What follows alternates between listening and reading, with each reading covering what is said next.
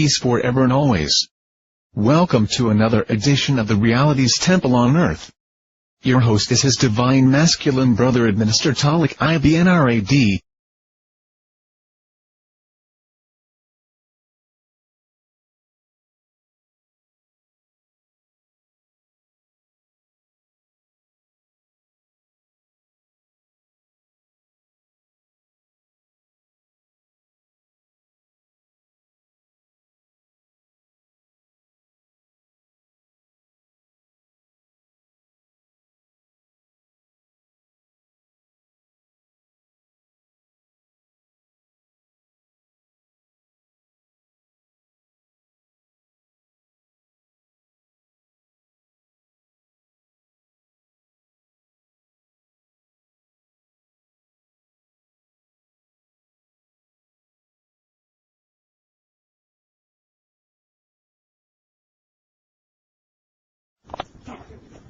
In the name of my ancestors, peace forever and always, this is your brother, Taalik Ibn'rad, and welcome once again to another edition of the Reality's Temple on Earth. I'm in the home, in the house, the office of our brother, Pastor Ray Hagan. As you know, I've been on a whirlwind tour trying to show us and be an example of what black unity is. I've been greeted by our brother Xavier. Some of y'all know him. I've met with him. Another popular brother on YouTube, Brother Chima. I met with him. I just had on the radio broadcast Brother J.T. Riley 1. I've been visiting the Nation of Islam. I missed the interview with Brother Louis Farrakhan, but maybe next time. And now I'm here with our brother, Pastor Ray Hagan, which I want to tell you, Pastor, that you have been a great influence on me in my evolution in what we call black consciousness. And I want to tell you that I appreciate you. And many of us, no matter what is said out there in YouTube land outside, no matter, there are those who appreciate you. And you mentioned today in your speech that you do not want to lead this life without feeling that your work has been in vain. Your work has not been in vain. As long as I exist, as long as those who listen to I exist, nothing upset them. We know and we appreciate you, so you can rest in peace. Not prematurely. Not prematurely. We need you. I go to where the knowledge is. Y'all understand that now? Some people look at me like I'm some big shot know-it-all. Believe this. I go to where the knowledge begins at the root. This brother here has been doing this a very long time. Those who are in the Nation of Islam, there's a lot of knowledge out there. Y'all missing because you caught up on this ego, something crap, loyalty. All knowledge is good. And with that said, this is my brother, Pastor Ray Hagan. Brother, can I shake your hand, man? See, that's unity, y'all. Unity, that's the key. Brother, Pastor, can you explain or talk to my audience and tell them how important it is for black unity? Well, black unity is the key, brother, for whatever we want to do. And when I say black unity, I mean, of course, unity among the descendants of the mother of Africa. Yes, sir. The motherland, we call Africa. A lot of us talk it, but we don't live it. And it's important to live unity, but you can't live unity if your heart is not right. You see what I'm saying? In fact, I've actually had some people say to me they don't want to hear anything about unity. That's right. If you don't want to hear anything about unity, brother, then we're not on the same page. It's real simple, man. In order to be, the word unity also means oneness, a connectedness. And the important thing that's necessary for that to happen is collective consciousness. Yes, sir. We got to be on the same page in our thinking. We as a people, we as black people, man, we don't even have a national mission statement. You follow what I'm saying? Yes, sir. If we had a national mission statement, man, at least when we all wake up in the morning, we'd all be focused on what it is we're supposed to be doing. And as a result of us not knowing what it is we're supposed to be doing, you got various ones out here doing their own thing. Well, what is your thing? And we need to get in touch with our spirit. We need to tap into the purpose of the creator's force of the universe. We need to tap into that energy and find out, why did I come out of my mother's womb? Why am I alive? Why am I on this planet? You follow what I'm saying? Once we know that, man, then we can begin to appropriate that purpose in our lives. None of us came out of our mother's womb, man, to carry out the works of disrespect, or division, or negative energy. People who do that are people who don't know why they came out of their mother's womb. And they need to slow down, chill, and search themselves and find out how they can contribute to the unifying of ourselves. Unless that happens, man, we're just going to keep burning, dancing around the fires of European racism. I'm going to make this video sort of short because of time. But to me, I don't think some of our people, I don't think that we really want unity. I think that we use this black thing as a way to uplift our own egos, our own individual selves. Because this is bigger than you. Exactly. This is bigger. This is bigger than me. This is bigger than Sarah Sue said. This is for the benefit of our people. And there's nothing, all this other stuff that y'all tripping on is trivial compared to what is best for the masses. As long as we who are conscious don't have our acts together, how do you expect the masses to respond? We must be together. That's why I'm here. And that's what got really deep. One of the songs that we sing, I wrote a song.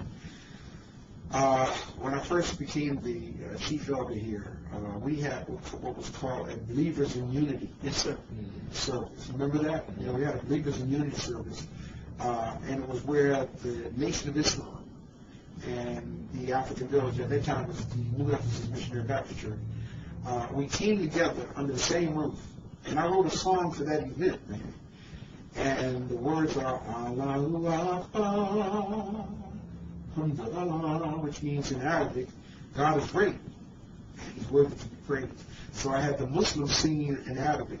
And the people from the village would say, God is great and He's worthy to be praised. Man, that was one of the most powerful days in my tenure to see us come together in unity, brother. And that's what it's really all about. And it's coming back. That's what it's all about. If I have anything to do with it, it's coming back. Sometimes we need a middleman. I'm going to be that middleman. We're going to bring all this back together. Sound like you did. Hey, this is my brother. Again, thank you for your time. Oh, man, This is Brother Taalik, Ibn'rad. It's not guilty, y'all. Don't let nobody. This is the only way we can do this.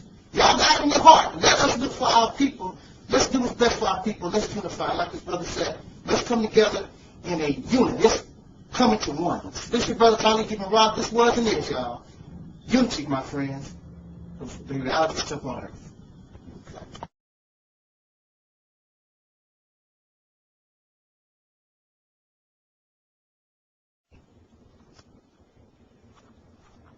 In the name of my ancestors,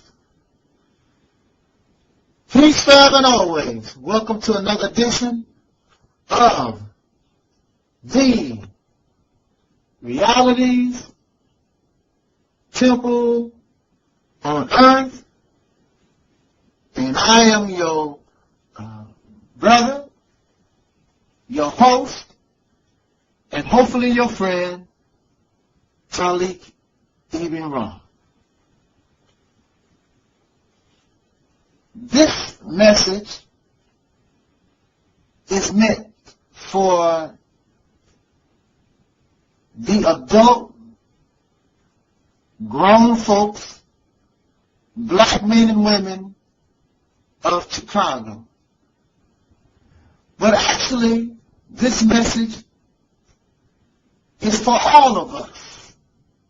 We who are supposed to be adult, grown men and women. In fact, you could really say that this message crosses racial lines. It is meant for anyone who is an adult, so they claim. In Chicago, there's a problem, very serious problem, with black-on-black crime. And the problem has elevated to the point whereas the leadership is calling for the coming of the National Guard in some attempt that bringing in the National Guard will decrease this rapid rise of black-on-black crime. And as a citizen of any nation or a citizen of any town or city, you should be able to look to your mayors or your governor for help when your safety and the safety of your family is at risk. But clearly, the resources of the mayor is not enough. The Chicago Police Department is powerless in any effort to thwart the rise of these murders in Chicago. I have not heard a lot about what is going on in Chicago. It has not made news recently, but we know, not only in Chicago, but across this nation, because even here in St. Louis, daily, and I can guarantee you almost weekly, the body count of black people continue to rise. So, once it gets to a certain point in St. Louis, are we also going to cry, we need the National Guard? My time is running out, so let me get straight to my point. It is nice to depend on the police. It is a nice thing to depend on the mayor. It is a nice thing, and you have a right to depend on the leadership from the President of the United States.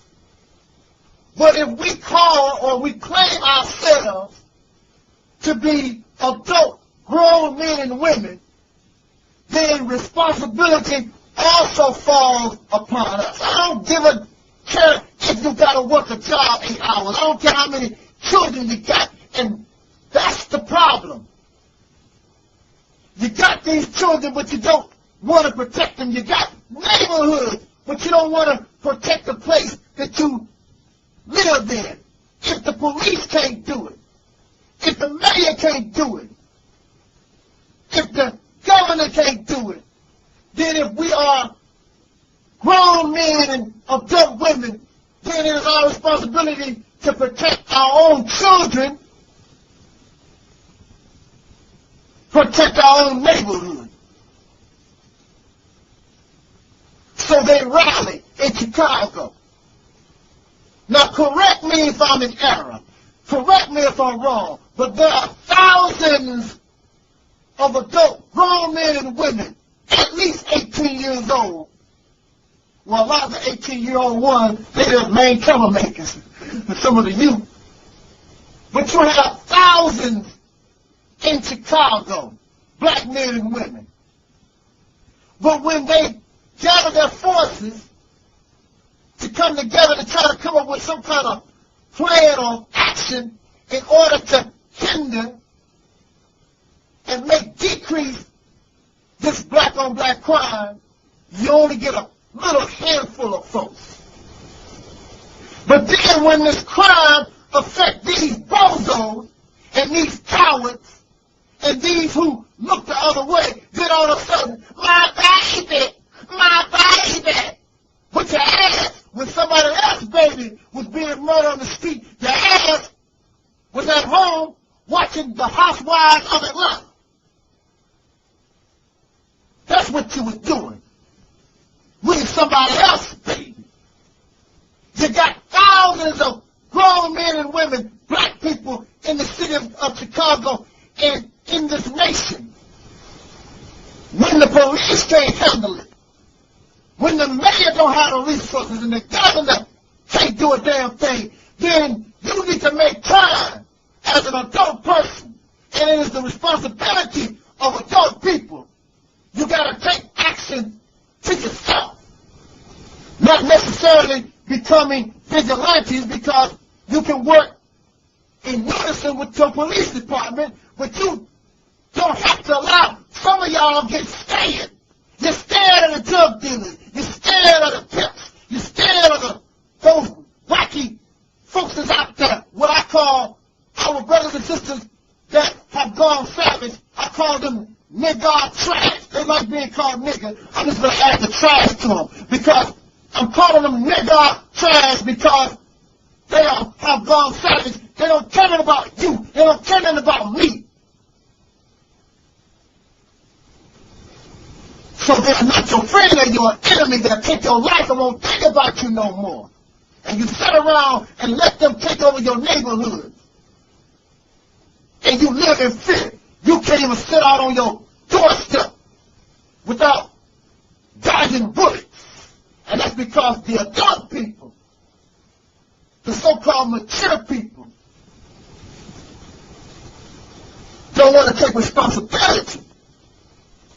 As adult folks, waiting on the police, waiting on the governor and the mayor or whoever to do something that you can do for yourself. In the state of Missouri, it's legal you can carry concealed weapons. All over America, you have the right to bear arms. We should not, if you got all these adults, the adults that's doing the right thing outnumber the criminals. Why do you allow the criminals to control your speech? And then you got your men.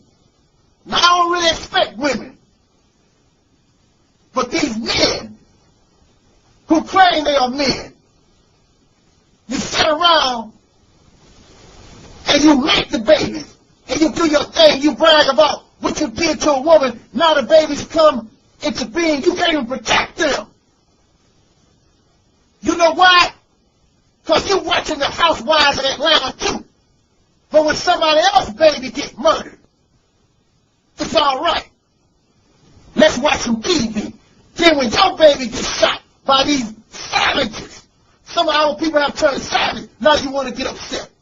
And you will continue to suffer, waiting on somebody else to do what you can do yourself. There's too many grown men and women in Chicago. There's too many grown men and women in America, black men and women. We should not be in fear in our own neighborhoods, in fear in your own house, because these thugs are not coming in your house while you're watching the Housewives of Atlanta. You better get involved. Stop sitting on your ass and watching TV in your neighborhood. And you be putting your child in the ground.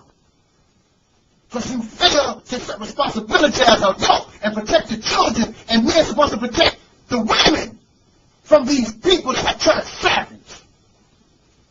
Thank you for listening to your brother Taalik Ibn'rad. This was an era. Y'all know, come on. The Realist come on earth. Peace.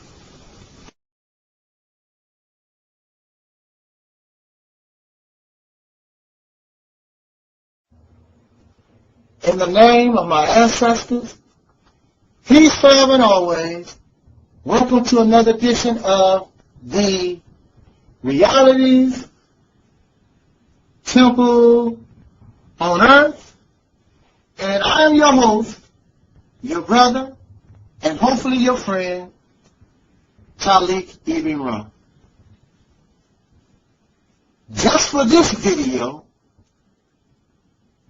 I am going to go outside of the norm and attempt, it's very difficult, but I am going to attempt to keep my voice sort of low, because I don't want to scare nobody, And I don't want to seem threatening. Because y'all know how I do it. But I want to send a message to this sister who made a video about why. Is that a word, why? La? It's a French word, why? I don't know. I'm trying to, anyway. She made a video about me, this sister calling herself Aunt Ruckus. And I want to say to you, sister, that I don't take your comments, your video personal. Because you don't know me. And you are only upset with the message. But usually when we get bad news, you know, just like that guy that's serving the subpoena in court, he's just doing his job. He's just delivering the message. He's just the messenger. So I'm just the messenger. Because you don't know me. You ain't got the message. But my time is running out on these videos, so let me get straight to the point. I even took a couple of notes, so I make sure that I address everything that I want to very quickly.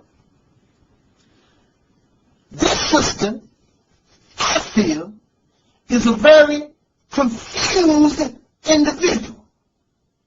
Because she is calling me a black racist, and there's no such thing as a black racist. Because in order for you to have a black racist, you have to have black supremacy.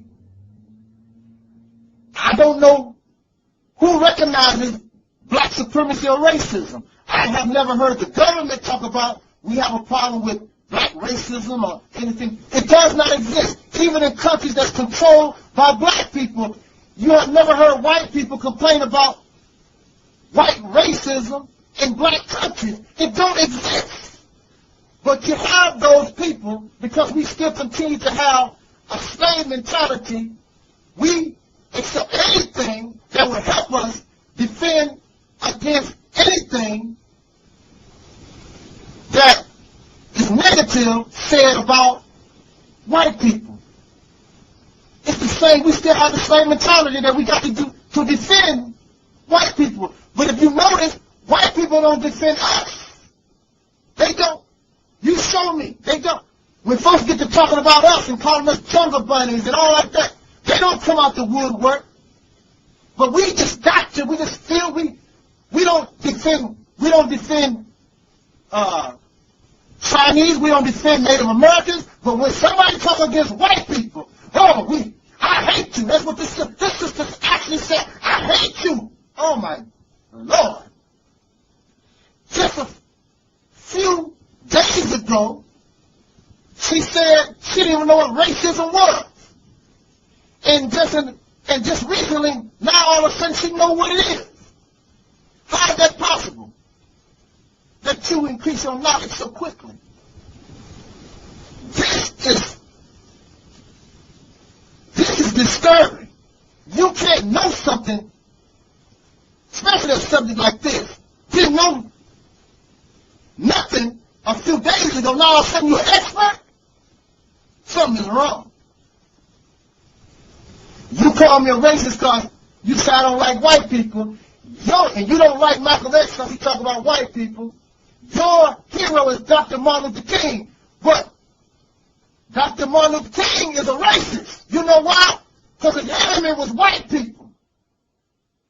And Dr. King spoke against the Vietnam War. Who was he speaking to? To stop it. He was speaking to white people. So, in your definition, Dr. King, let me tone my voice down. I don't want to scare nobody. Dr. King was a racist. And then you have those, racism was outright then. But if racism still exists, then it's still here.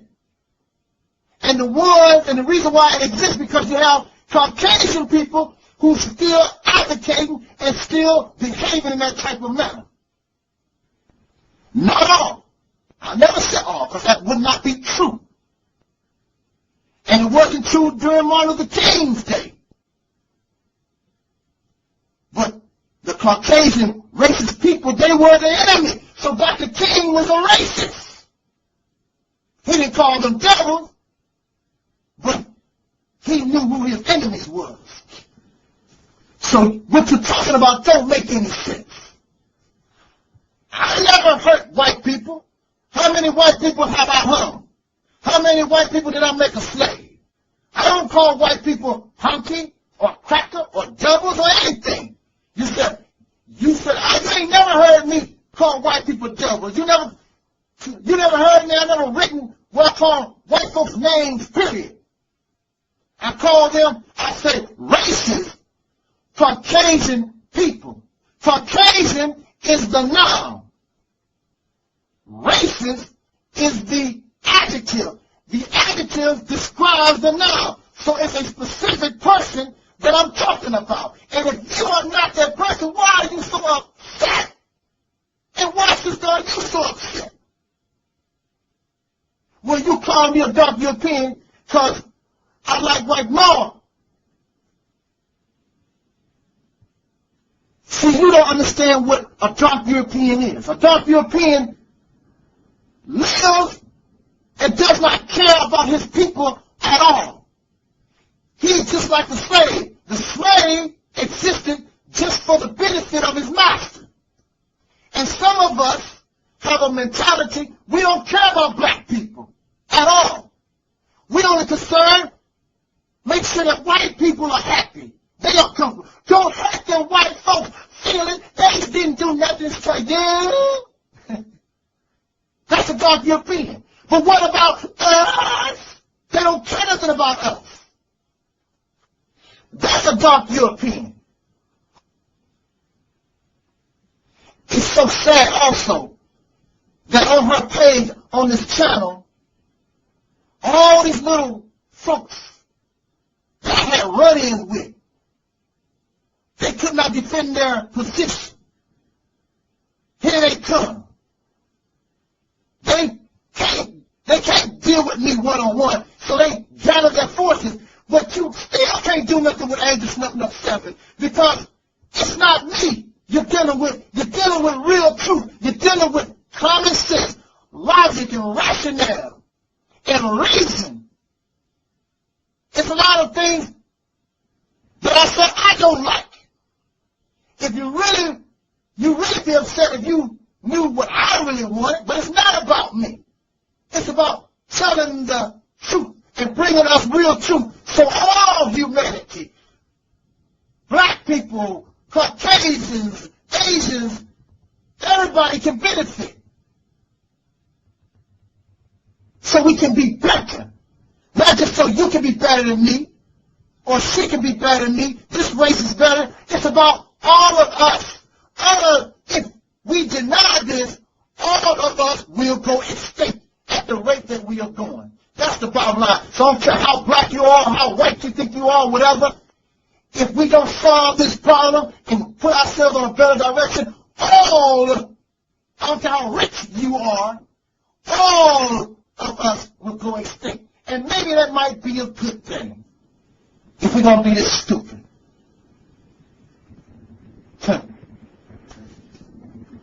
But silly. Then she says that she likes my personality, but I'm a racist. That don't make any sense either. I don't care what kind of personality a hater got. I don't like. That's just like the Jew saying, well, the Germans, they got a good personality. I still like them because they got a good personality. I hate them. But that don't even make any sense. It don't. Sister, you confused. I would suggest to you to sit down and just think a little bit and stop being emotional like all of y'all are. And think for a change. Emotion hinders proper thinking. My time is out. Jot down your comments. This is your brother Taalik Ibn'rad. This was and is the Reality's Temple on Earth.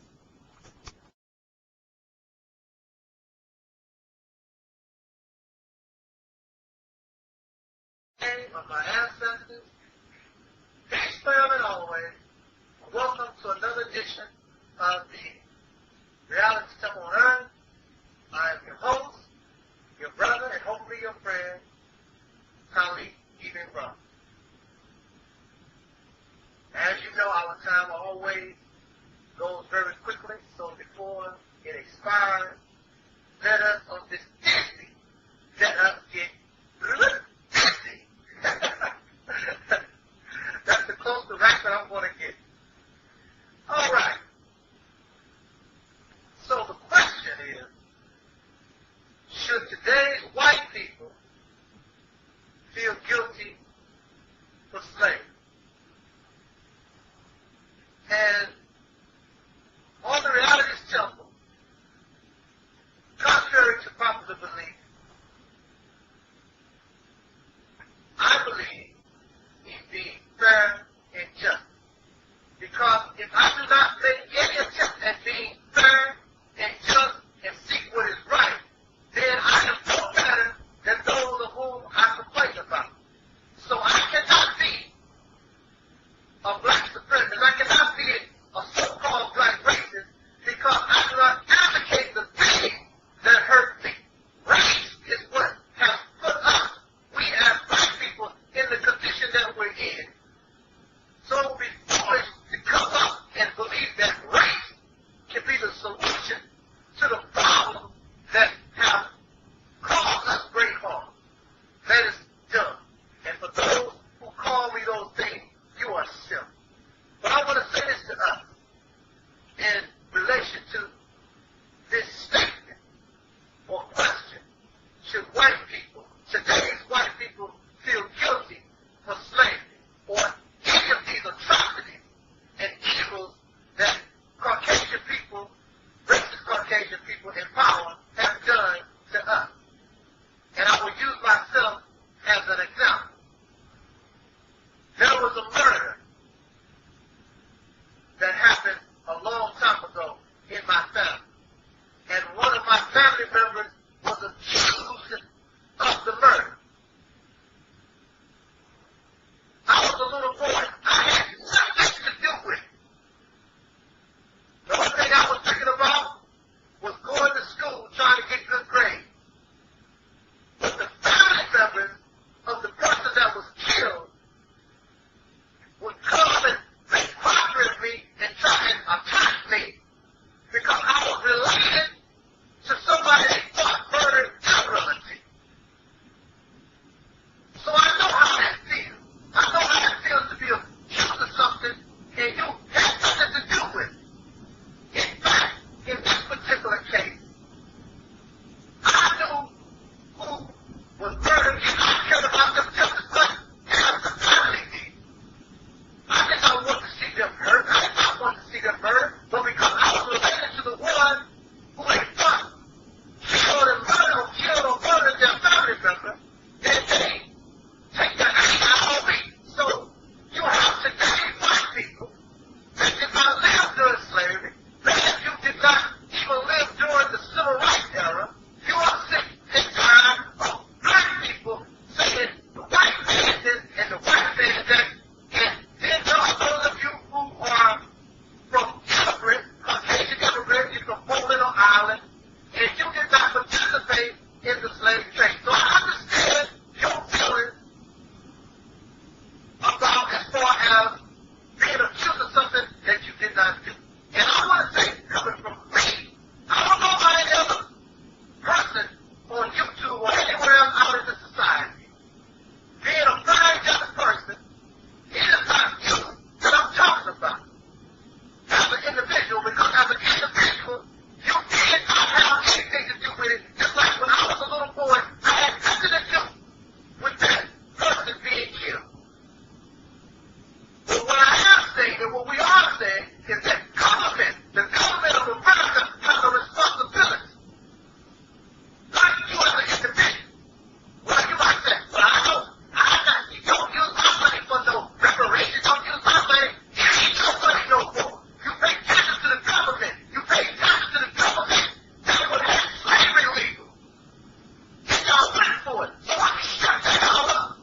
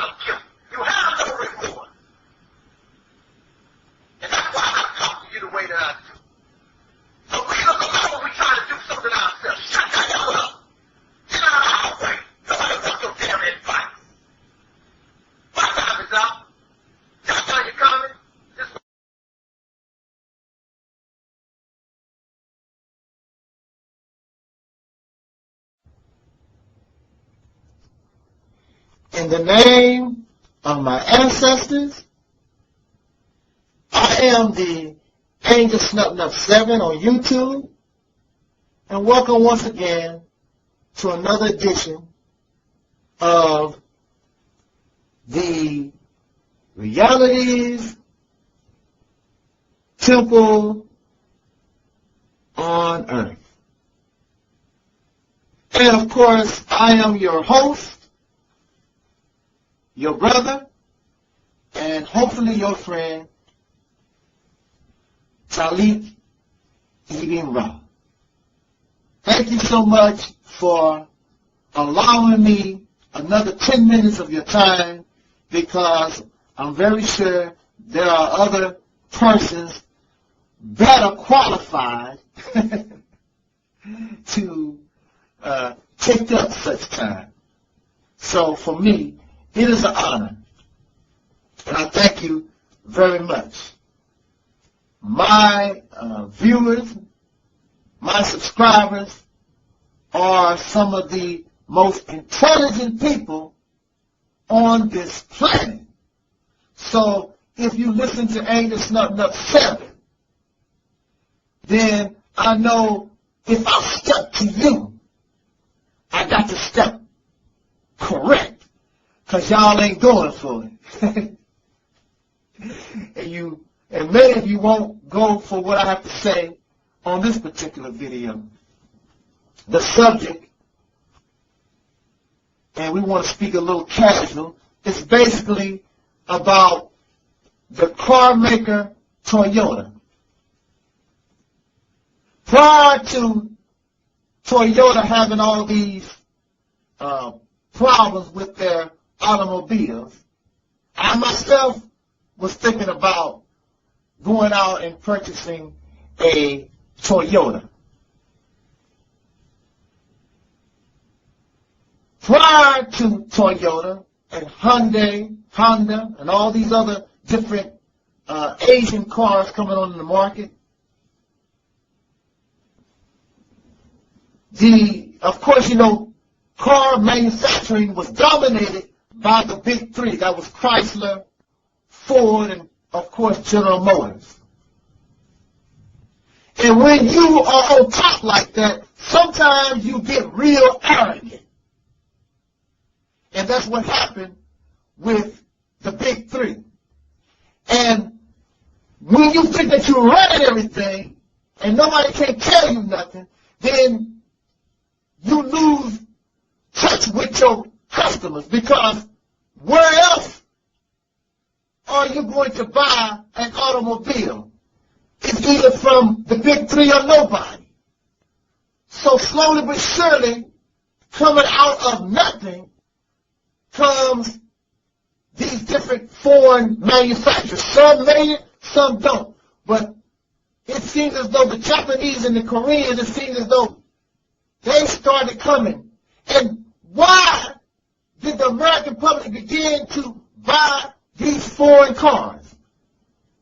They began to buy these foreign cars because the price was right and the quality. And even though you may spend millions and millions of dollars on advertisement, there's nothing better than word of mouth. So when a Toyota or a Hyundai or a Kia owner wants to get their automobile and they like it and they enjoy it, they tell their friends. And their friends tell their friends. And now, as we approach into this period of time, Toyota has become the #1 manufacturer of automobiles. And they kept in touch with the environment, the economic climate of what was going on.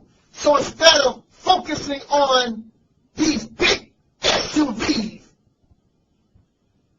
they stayed little. Plus, in a lot of these other foreign countries, little is the norm. Small is the norm. Because they learned from the gas crisis of the 70s. America, because it is arrogant, did not. So as soon as that crisis they overcame that crisis, they went right back to their greedy and selfish ways, and their cars and their trucks got bigger and bigger and bigger. So that's why we are in the situation that we are in today. Now they're talking about let's get green, let's get smaller, and all that old foolishness, and being arrogant because you think that you got it all. So it's no surprise to me that Toyota is in trouble. Now you correct me if I'm wrong. And I'm asking myself, why is Toyota catching hell like this? Then on the news this morning I saw a picture of one of the CEOs or one of the persons in charge of operations in America for Toyota. And it was a Caucasian person. Now I'm very sure that when Toyota first began to come up, it was all Japanese. And I know that being Japanese, they had a certain work ethic. They had a sense of character and honesty. But as they grown and they began to seek place in America, then they began to hire and bring in these Caucasian people. And the Caucasian mind, and you can say, that's racist. It ain't got nothing to do with racism.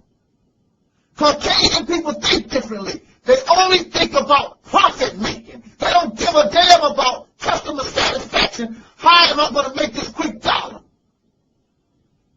Do you know? And then you know what? You can holler at me and get angry all you want to. Go do your research.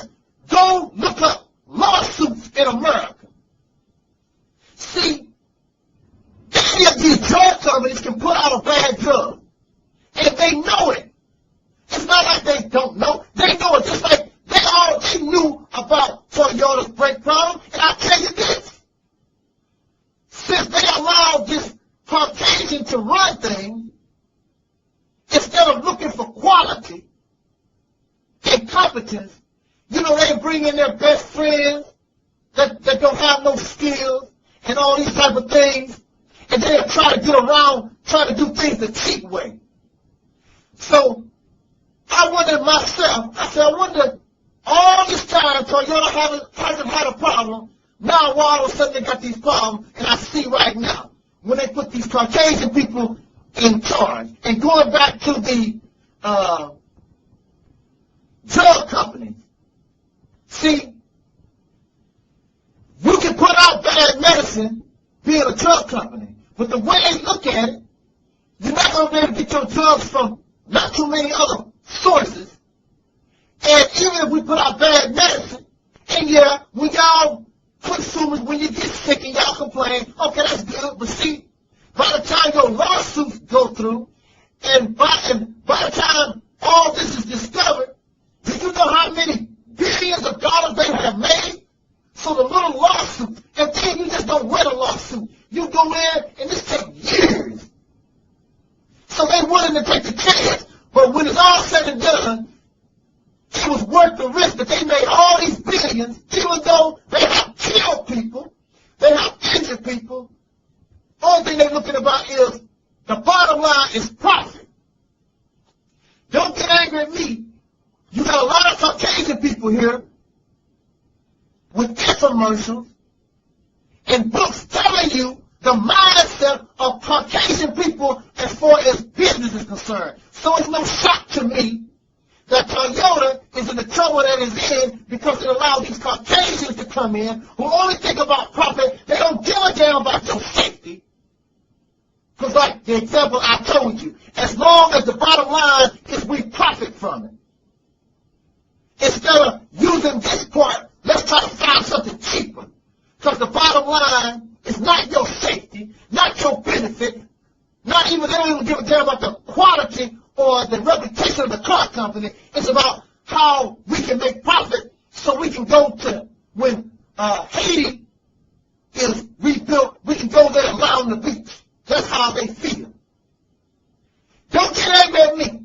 Do your research. Look up the lawsuits and read it's not China. It's always these Caucasian people. And they know it. Don't get that, that's racist. Well, however, so the court system is racist too. The lawsuits and the civil suits are right there for you to examine. So what's happening to Toyota to me is no shock. With that said, jot down your comments. You know our time runs out quickly. This is Brother Taalik Ibn'rad. Just wanted to put my 2 cents in on that. This was and is the Reality's Temple on Earth. Till next time. Peace, y'all.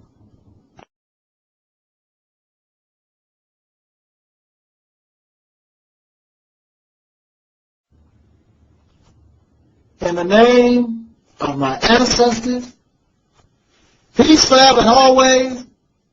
This is your brother, Taalik Ibn'rad. I am the Angel Snap 7 on YouTube. And welcome once again to another edition of the Realities Temple on Earth. And of course, I am your brother, and hopefully your friend, Taalik Ibn'rad. You know our time runs out very, very quickly, so let us get busy on this busy.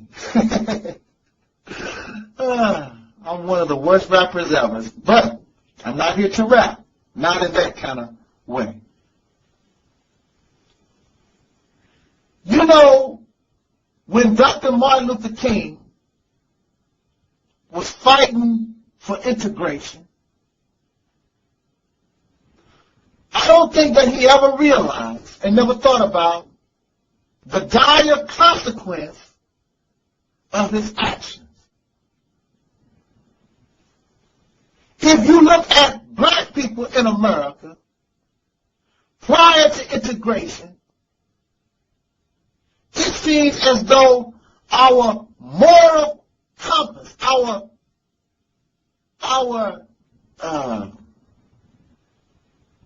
I guess I could say our embrace of righteousness seems to get weaker and worse. I'm not going to never tell you the lie that black people are righteous and that we're all good and la la la la la. That would be a lie. But prior to integration, there were things we as a people, there's things that we just didn't do. There's things that we looked upon in disgust. There are things that we just did not do because that was the nature of us. But with integration, it seems as though we began to lose our minds. And we did begin to lose our minds because we began to integrate with a people that were strange because we didn't know them. We were not allowed to mix in with them. But the more we got to know them, we began to see how they are a disrespectful of life. What is disturbing to me is I was watching a program, and the news program was talking about brothers and sisters, I guess, part of an organization that put all these posters in Atlanta saying that the black baby is an endangered species because all these black women are aborting their children. And what's disturbing to me is that they interview these black women on the street, and some of them, they're upset, this is my body. And I have a right to do what I want to do, and all that. Oh my God. That's just a saying. We've really gone down in the dumps. The reason why these women go to the abortion clinic they're using abortion as a way of birth control.